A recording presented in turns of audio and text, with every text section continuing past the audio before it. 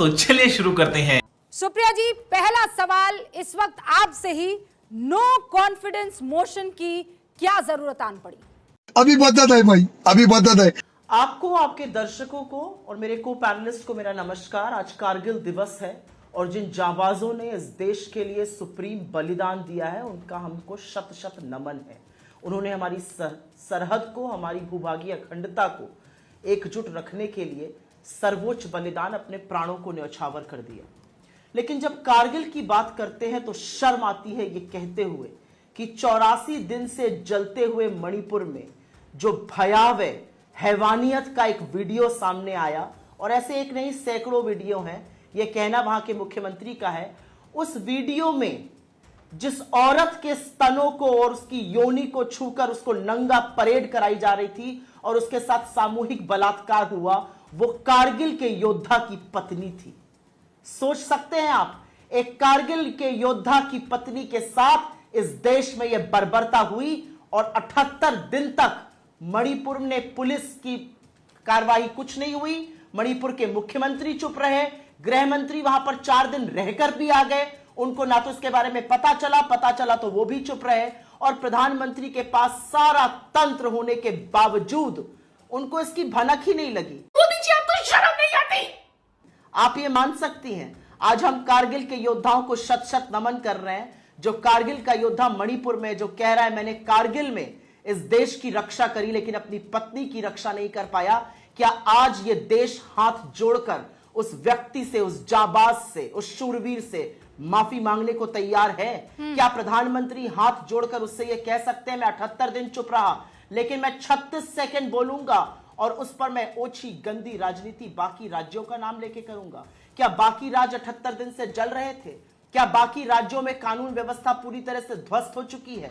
क्या बाकी राज्यों में अपराधी पुलिस के संरक्षण से भाग जाते हैं? क्या बाकी राज्यों में मुख्यमंत्री अपने पद पर बना रहता है, नौटंकी करता है रेजिग्नेशन की, और अब कहता है अगर मुझे शीर्ष नेतृत्व कह दे तो मैं रेजिग्नेशन करूंगा?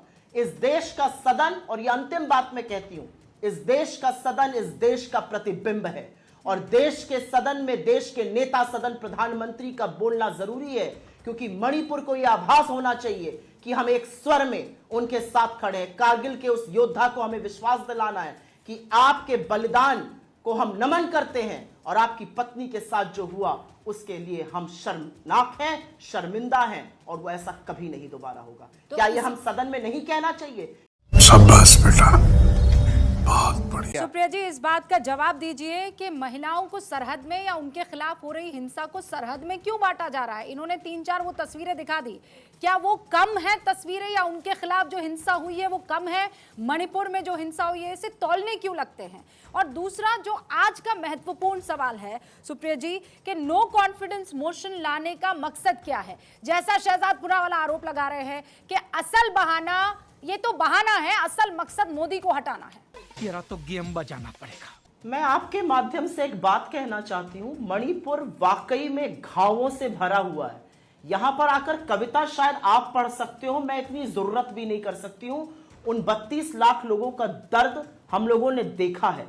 जो 60,000 लोग राहत कैंपों में पिछले 3 महीने से रह रहे हैं, उसके बारे में मैंने नहीं, वहां की गवर्नर ने कहा है कि त्रासदी है, भयावह है। मैंने शीर्ष लोगों को बता दिया लेकिन अभी कुछ किया नहीं गया है। मैंने नहीं कहा है वहां पर राज्य प्रायोजित हिंसा है, ना इंडिया ने कहा है ना हमने कहा है।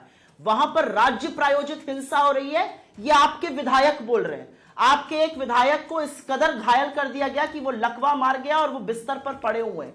उनकी बातें सुनिए ना, हमारी बात मत सुनिए, अपने विधायकों की सुनिए। राज्यपाल जो कभी आपकी एमपी होती थी उनकी बात सुनिए, वहां के लोगों की बात सुनिए। वहां पर जाकर किसी को तो गले लगाइए, किसी के तो आंसू पोंछिए, किसी को तो ये बताइए कि हम उनके साथ खड़े हैं। राहुल गांधी जी गए थे ना वहां पर, सबसे मिलकर आए, सारे समुदायों से मिले और शांति की अपील करी, और आकर क्या कहा कि शांति ही एकमात्र हल है। ये मेरा बलात्कार और तेरा बलात्कार में आप इस डिबेट को खत्म करना चाहते हैं? शर्म आनी चाहिए आपको। मैं ऐसा नहीं होने दूंगी और ना मैं ऐसा कर सकती हूं। लेकिन रूबिका जी, आपने मुझसे अविश्वास प्रस्ताव पर पूछा, और मैं जो आपने बाकी रेप की सरहद की बात करी उस पर जरूर बताऊंगी। इस देश का एक चुना हुआ प्रधानमंत्री है, वो लोकसभा में नेता सदन है। जब वो अमेरिका की सदन में बोलना चाहता है तो बहुत खुश होता है, बहुत उत्साहित होता है। लेकिन अपनी सदन में बोलने से वो भागता है, क्यों? इस सज्जन को क्या तकलीफ है भाई? क्या तकलीफ है इनको? सत्र चल रहा है, आप परिसर में 8 मिनट 25 सेकंड का भाषण देंगे, 36 सेकंड इस पर बोलेंगे मणिपुर पर और आगे बढ़ जाएंगे। हाँ। आपको नहीं लगता कि देश की प्रधानमंत्री की नैतिक जिम्मेदारी है कि 3 महीने से जल रहे मणिपुर पर वो सदन में आकर कोई वक्तव्य दे? सदन क्या है? उठाईगिरी का चूल्हा है सदन? अरे सदन इस देश का प्रतिबिंब है, जहां पर प्रतिनिधि इस देश की जनता चुनकर भेजती है। आपके भी हैं, हमारे भी हैं, उनके माध्यम से हमें एकजुट एक स्वर में होकर मणिपुर को एक संदेश देना है। लेकिन नेता सदन नहीं बोलेगा। क्यों नहीं बोलेगा? कभी राजनाथ सिंह बोलेंगे, कभी अमित शाह बोलेंगे। मैं अमित शाह जी से 2 सवाल पूछना चाहती हूं। आपसे बहस कैसे की जा सकती है? आप तो मणिपुर 4 दिन को रहकर आए, आपको इंटेल नहीं मिली थी कि ऐसा भयावह घटना हुई है? और अगर इंटेल मिली थी तो आपने उस पर कुछ क्यों नहीं किया?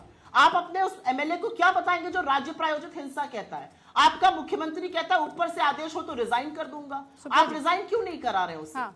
आपने एक ऑल पार्टी मीटिंग बुलाई थी, उसमें मणिपुर का मुख्यमंत्री तक शामिल नहीं था। मुझे तो इन बातों का जवाब चाहिए ना होम मिनिस्टर से। प्रधानमंत्री से ये देश अपेक्षा करता है कि आप देश बाकी विदेशों के सदन में बोल के खुश होते हैं, अपने सदन में बोलिए। और दुख के साथ कहना पड़ता है कि यूरोप में, यूके में, अमेरिका में, वहां के सदनों में मणिपुर की चर्चा होगी, वहां पे बैठकर वहां के जो विपक्ष ये कह रहा है कि गृह मंत्री का काम है सुरक्षा को लेकर, तो आप मोदी को क्यों यहाँ पर सदन में बोलने के लिए बार बार ये दबाव की राजनीति क्यों? 1 सेकंड, ये सवाल का जवाब 20 सेकंड में सुप्रिया जी, फिर मैं जवाब लेती हूँ शहजाद पुनः। रूबिका जी, मुझे अचंभा होता है और मुझे बहुत अचंभा होता है कि ये सवाल मीडिया पूछ भी रहा है कि प्रधानमंत्री क्यों बोले।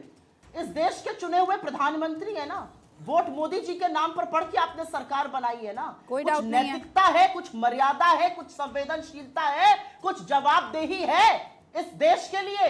कोई जवाबदेही है मणिपुर के लिए? मणिपुर में जाकर कहते थे पहले की सरकारों ने बर्बाद कर दिया, कोई सुन नहीं रहा। अब तो आपने मणिपुर को गूंगा बहरा करके छोड़ दिया, आप नहीं सुन रहे। इतना छोटा पहले कभी नहीं हुआ होगा।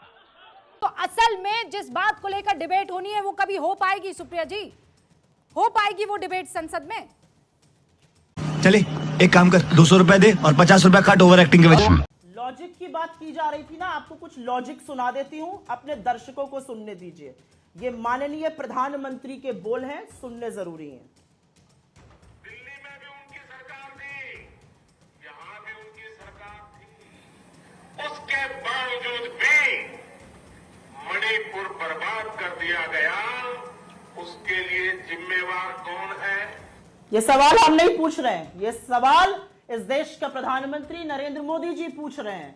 मणिपुर में भी आपकी सरकार है, दिल्ली में भी आपकी सरकार है, उसके बाद मणिपुर को बर्बाद कर दिया, इसके लिए जिम्मेदार कौन है?